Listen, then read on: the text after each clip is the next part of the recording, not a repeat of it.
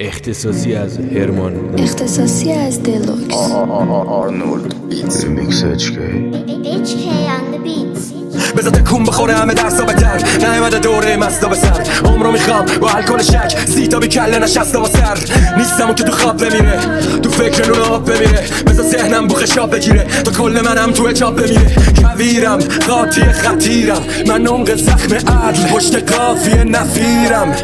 تنم سرزمین سالیان جنگه فعلم صرف مرگه سینم زمیرم نسازم رنگین نوازم آهنگین نجوای سگهای می نخورده سیرم خشک پهن بیابانم من بی نسبم بی چت بی نیاکانم نمیترسم حتی متنفر ازم شبم صبح دیگه بار نکن هر جفنگو بین جفتمون هاریم هم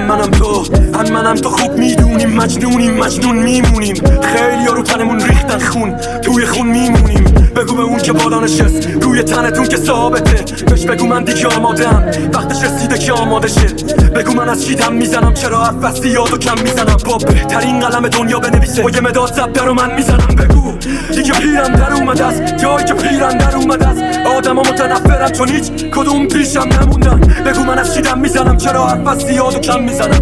بگو من از چی دم میزنم حرف بستی یادو کم میزنم منو گرگو میشم و گرگو میشم روشنشه میشه گرگو میشم خیلی ها اینجا با گرگو شیشم ولی داشت میبینی که قربانیشن شاید مون شاید رفت شاید به تلخی عادت کرد من روی خاکت زندم نمیترسم از آیندم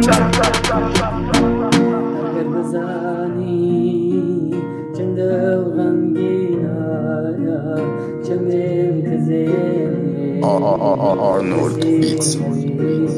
ریمیکس HK مهم نی برام که کیه پشتم مثل باد داره میره عمرم رفتی و میدونستم چیه اختت ولی یه میفته گیره ارزم میشناسم خودم رو حرفاش میمونه میبخشه ولی از زخماش میخونه همیشه جیبشو شریکه با اون که انگشت پاش کفشاش میدونه منو افسردگیم یاد بچگیم و سرخوردگیم میرفت تو پیکای الکل بریز اون همه پشمردگی از خودم گله دارم خیلی رویا به خودم بده کارم همه کارم هم نصف کار است